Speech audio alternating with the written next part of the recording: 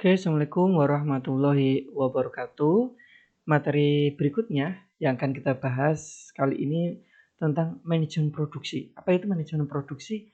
Eh, apa saja sih hal yang harus kita pelajari tentang manajemen produksi itu? Nah, manajemen produksi sendiri adalah sebagai penataan proses pengubahan bahan mentah menjadi produk atau jasa yang diinginkan sehingga memiliki nilai jual atau eh, penjelasan lain bahwa manajemen produksi adalah mengolah bahan mentah, bahan baku menjadi bahan jadi yang memiliki nilai jual yang lebih untuk memenuhi kebutuhan konsumen agar kita pelaku usaha mendapatkan keuntungan dari produk yang kita hasilkan tersebut. Nah, produk ini dikategorikan menjadi beberapa bagian mendasar ya, secara teknik. Nah, kategori dari manajemen produksi di sini yang pertama adalah memproduksi produksi yang diambil dari bahan mentah langsung, kemudian diekstrak menjadi produk yang diinginkan. Nah, kalau yang kita lihat yang sering terjadi itu ataupun yang ada di negara kita itu salah satunya adalah minyak bumi, sawit dan lain sebagainya, tambang, batu bara dan sebagainya ataupun emas ya, ataupun emas dan itu mereka kan bahan mentah terus diolah menjadi bahan jadi yang memiliki nilai lebih. Tuh. Nah, yang berikutnya adalah produk yang didapat dengan cara memodifikasi bahan baik secara kimiawi ataupun parameter. Nah, di sini dicontohkan misalkan di sini adalah melakukan dengan memanaskan bahan baku di suhu yang tinggi. Nah, ini dicontohkan seperti itu ya. Jadi beberapa cara, ada beberapa kategori ya manajemen untuk memproduksi. Karena tergantung apa yang kita produksi gitu. Dan juga ada beberapa bahan ya. Salah satu contohnya hasil-hasil pertanian seperti ketela dan lain sebagainya itu bisa kita jadiin tepung dan lain sebagainya. Ya, terus yang berikutnya adalah produksi yang dengan cara perakitan. Nah, produksi dengan cara perakitan itu salah satunya ya motor, mobil, komputer, laptop, handphone dan lain sebagainya. Itu juga kita membuat sebuah komponen-komponennya ya, membuat komponen-komponennya untuk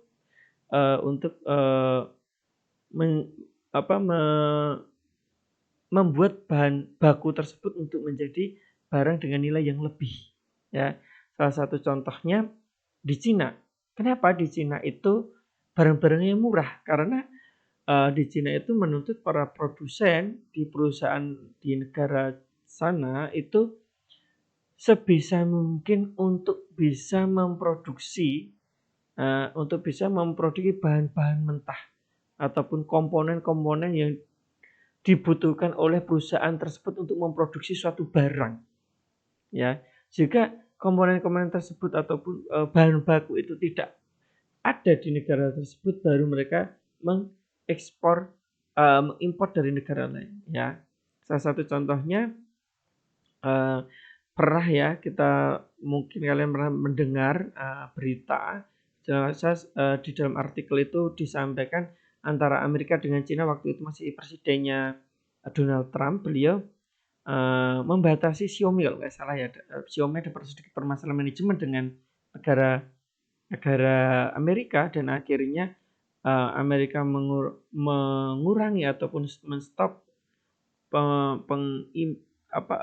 bahan baku yaitu berupa chip yang dibutuhkan oleh Xiaomi dan akhirnya Xiaomi justru malah memproduksi sendiri tanpa harus mengandalkan negara lain. Nah, ini salah satu contohnya kenapa di negara tersebut itu semua produk-produknya murah. Dikarenakan di dalam mereka menuntut semua produsen itu harus bisa mampu membuat komponen-komponen tersebut ataupun membuat bahan baku, memproduksi bahan baku sendiri itu.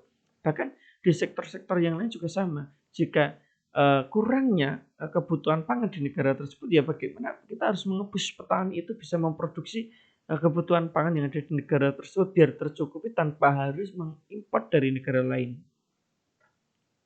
Berikutnya, fungsi manajemen itu adalah salah satunya perencanaan proses pengolahan,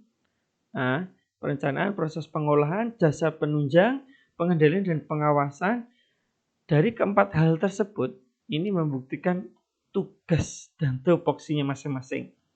Kalau yang sebelumnya adalah manajemen sumber daya manusia, perencanaannya sesuai dengan visi misi dari perusahaan itu untuk bisa mampu mengambil sebuah keputusan dan juga merancang sebuah aturan. Nah, fungsi dari manajemen produksi ini juga hampir sama. Yang membedakan adalah dia harus sesuai dengan visi misi dan tujuan dari perusahaan itu, di mana perencanaan ini adalah berkaitan dengan pengorganisasian kegiatan produksi yang akan dilakukan dengan dasar waktu dan periode tertentu. Mereka harus merancang dengan di sehari mampu bisa memproduksi berapa per minggu, per bulan, per tahun. Apakah sesuai dengan target visi misi dari perusahaan? Apa visi dari perusahaan mampu memproduksi produknya itu per tahun sekian juta piece katakanlah. Berarti itu dibagi 12 saja. 12 nanti dibagi 30 hari atau 31 hari. Tinggal tergantung masing-masing nantinya akan dibus di bulan-bulan apa saja. Ya, salah satu contohnya perusahaan makanan dan minuman. Jika perusahaan makanan dan minuman itu memiliki target dalam kurun waktu tertentu atau dalam waktu 1 tahun untuk memproduksi sekian unit barang atau sekian piece produk barang yang dihasilkan oleh perusahaan makanan dan minuman tersebut, pasti dia akan merancang, dia sudah mulai memiliki roadmap di mana di momen-momen tertentu, di periode-periode tertentu itu harus meningkatkan jumlah produksinya. Khususnya di hari raya, di hari-hari besar keagamaan itu pasti akan sedikit dinaikkan. Euforianya yang paling banyak yang mana? Dalam analisanya di perusahaan itu. Yang dari situlah akan diproduksi yang paling banyak. Ini kan dalam waktu selama 1 tahun perusahaan makanan dan minuman ini itu biasanya jumlah permintaan meningkat itu di bulan hari raya, Lebaran, Natal, puasa dan lain sebagainya. Biasanya hanya itu saja, kalau yang lainnya masih standar. Berarti targetnya dimayoritaskan, ditingkatkan di bulan-bulan itu. Tuh, proses perencanaan. Yang kedua, proses pengelolaan, di mana metode teknik untuk pengelolaan input. Proses sangat penting untuk memanfaatkan sumber daya secara maksimal dan efisien. Nah, proses pengelolaan yang dilakukan oleh manajemen produksi di sini tergantung perusahaannya itu seperti apa. Perusahaan ini biasanya dulu itu semua perusahaan produksi itu membutuhkan tenaga kerja. Mesin, setelah itu terjadi perkembangan zaman di modernisasi industri, di mana perusahaan-perusahaan industri itu sudah mulai menggunakan tenaga mesin, mulai mengurangi jumlah tenaga kerjanya. Itu untuk menunjang kinerja dari produksi itu biar lebih efektif dan efisien dan bisa meningkat produksinya di produk yang dihasilkan oleh perusahaan itu. Nah, semakin maju dari perkembangan zaman kita sudah memasuki era 4.0, perusahaan itu juga melakukan hal yang sama. Yang biasanya hanya menggunakan mesin, dia harus menggunakan teknologi. Bagaimana cara untuk memonitoring jumlah produksinya itu, terus yang kualitas yang buruk sama yang bagus itu bisa terpisahkan dan sebagainya. Dia dengan kemajuan teknologi ini akan membuat proses pengelolaan itu jauh lebih efektif dan efisien. Dan ini bagian dari rencana oleh perusahaan, karena itu bagian dari investasi jangka panjang. Kita membeli mesin yang mampu memproduksi sekian juta atau sekian unit per hari, itu kan bagian dari investasi.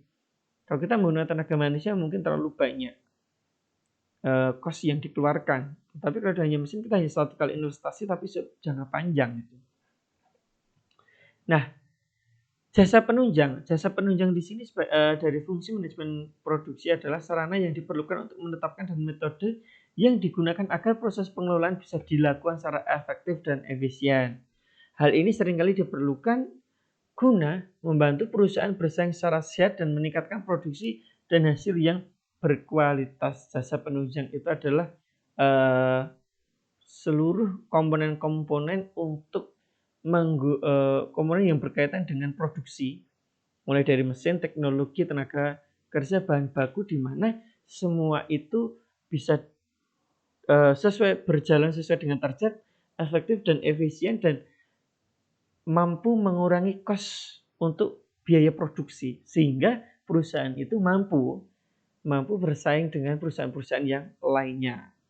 Nah, yang keempat itu adalah fungsi pengendalian ataupun pengawasan, di mana menjamin pelaksanaan kegiatan sesuai dengan perencanaan yang sesuai dengan tujuan dari perusahaan itu. Jika perusahaan itu per hari menargetkan bisa memproduksi katakanlah 10.000 unit, berarti tim dari manajemen produksi ini mampu untuk mengawasi apakah perusahaan itu bisa, tim kerjanya itu bisa bekerja sesuai dengan target yang ditentukan oleh perusahaan. Berikutnya adalah ruang lingkup dari manajemen produksi. Yang pertama adalah keputusan atau kebijakan mengenai desain, di mana keputusan ini termasuk dalam keputusan jangka panjang, di mana di dalamnya meliputi satu, penentuan desain produk, lokasi, tata letak pabrik, desain kegiatan, pengadaan, masukan, dan lain sebagainya.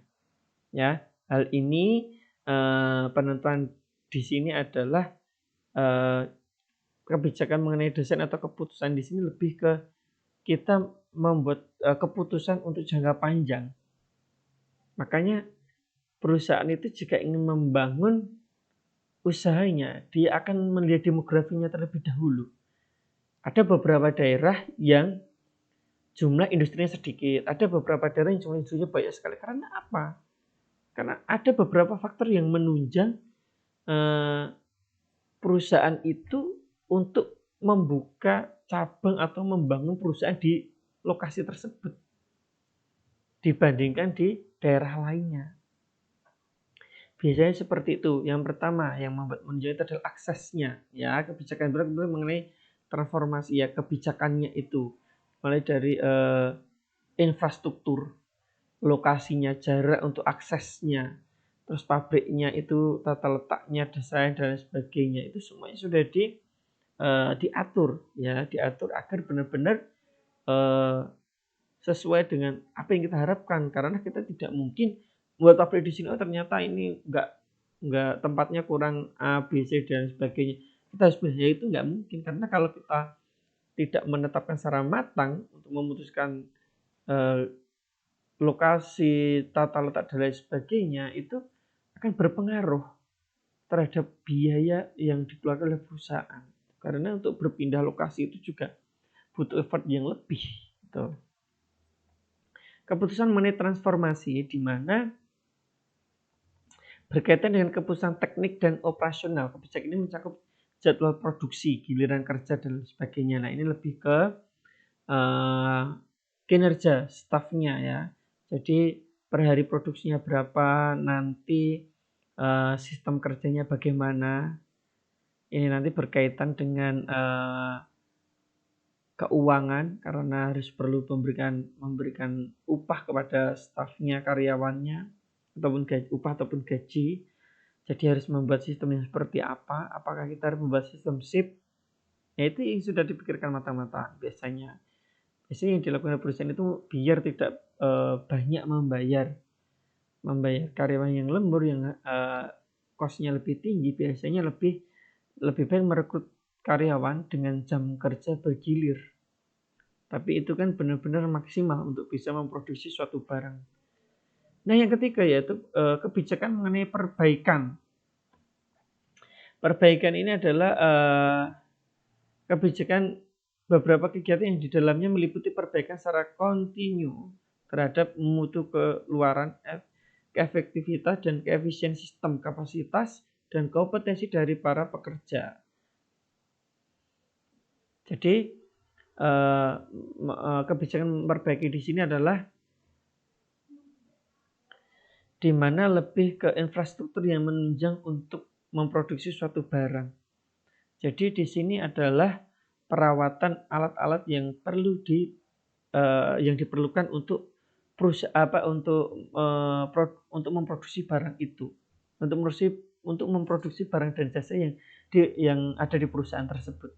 Jadi memang menservis ya, servis alat-alat yang dibutuhkan oleh pekerja itu sangat penting sekali karena agar karena manfaat dan gunanya alat-alat itu untuk jangka panjang, sehingga kita tidak benar-benar mengcover dengan baik dengan dilakukan servis secara rutin, yaitu akan berdampak luar biasanya nanti gitu. Akan bisa mengalami kelangkaan barang karena produk itu tidak diproduksi beberapa hari karena mesinnya tidak berjalan dengan maksimal atau mengalami kerusakan.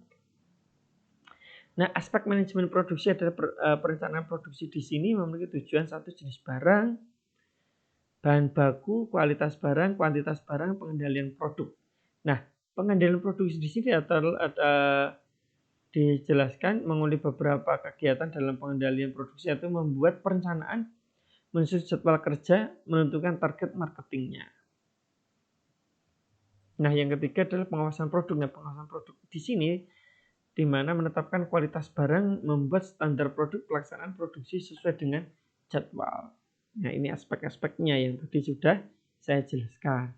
Nah, memaksimalkan manajemen produksi di mana memberikan contoh yang baik, memposisikan diri sebagai menjadi bagian dari tim, jangan takut untuk bertindak. Terus manajemen bersedia tepat waktu, manajemen persediaan tepat waktu, investasikan dalam teknologi. Dari yang berikutnya adalah standarisasi proses dan waktu, selalu identifikasi potensi masalah. Nah, dari ketujuh hal ini adalah salah satu adalah pokok dari tugas manajemen produksi agar benar-benar maksimal ya, mulai dari mampu memberikan contoh yang baik, mulai dari kedisiplinan, mulai dari sistem kerja, dan juga mampu memposisikan diri bahwa dia adalah bagian dari tim lapangan yang memproduksi, bukan tim lapangan untuk penjualannya, tapi tim yang bagian dari produksi. Jadi benar-benar bisa membangun kinerja tim yang baik di dalam perusahaan itu, agar bisa semua bisa berjalan dengan baik. Nah, selain itu dari tim manajemen produksi sendiri jangan takut untuk bertindak, di mana ini bagian dari rasa tanggung jawab bersama dalam menjalankan tugas-tugas di dalam perusahaan itu. Nah, berikutnya di dalam manajemen produksi ini juga harus mampu memanage ketepatan waktu dari persediaan bahan baku serta persediaan barang yang sudah diproduksi. Jadi jangan sampai bahan baku yang akan kita produksi ini kurang beberapa hari sudah habis. Jadi kalau bisa kita benar-benar memanage, ini bahan bakunya sisanya sekian ton dan ini hanya mampu diproduksi selama 1 minggu. Dalam kurun waktu 1 minggu ini apakah kita bisa mencari bahan baku dengan cepat? Oh tidak.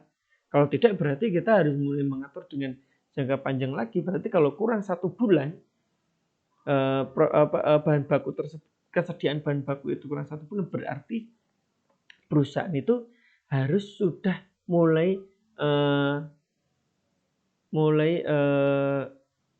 mencari bahan baku itu untuk persediaan, jangan sampai sampai kehabisan gitu, karena ini berdampak terhadap jumlah produksi per hari dari produk yang dihasilkan oleh perusahaan itu, dan nanti akan tidak sesuai dengan tujuan dan visi misi perusahaan. Dan yang berikutnya adalah investasi dalam teknologi. Selain kita juga melakukan hal-hal tadi, kita juga harus mengikuti perkembangan zaman, khususnya harus memaksimalkan investasi di dalam teknologi, karena ini sangat membantu sekali kinerja dari perusahaan agar apa yang kita targetkan bisa terpenuhi, bahkan melebihi, dengan cara kita selalu update teknologi-teknologi yang ada saat ini, perkembangan seperti apa. Mungkin dulu kita sudah menggunakan mesin dan teknologi tetapi masih jadul, berarti kita harus menggunakan yang lebih besar lagi, lebih baik lagi itu. Nah, selain itu yang dilakukan oleh manajemen produksi harus sesuai dengan standar proses dan waktu, standarisasi proses dan waktu. Produksinya harus sesuai dengan tepat waktu, karena pasti per hari itu ada targetnya. Selain itu adalah sesuai dengan standar SOP dari perusahaan itu. Kalau kita memproduksi makanan dan minuman berarti harus pengolahannya harus sesuai dengan standar-standar dari perusahaan itu, standar-standar dari pemerintah dan juga BPOM dan lain sebagainya. Dan yang terakhir adalah selalu identifikasi potensi masalah yang ada dalam perusahaan itu. Jadi dalam memproduksi suatu barang pasti ada permasalahan-permasalahan di dalamnya. Entah itu mesinnya tidak berjalan dengan baik, entah itu kurangnya tenaga kerja atau apa, atau permasalahan-permasalahan baiknya yang rusak yang tidak jadi. Nah, itu bisa jadi itu bagian dari permasalahan-permasalahan dan itu perlu diidentifikasi dan dievaluasi serta segera ditemukan solusinya agar tidak terulang kembali permasalahan itu. Oke, mungkin hanya itu yang dapat kami sampaikan tentang materi ini. Kurang lebihnya mohon maaf. Assalamualaikum warahmatullahi wabarakatuh.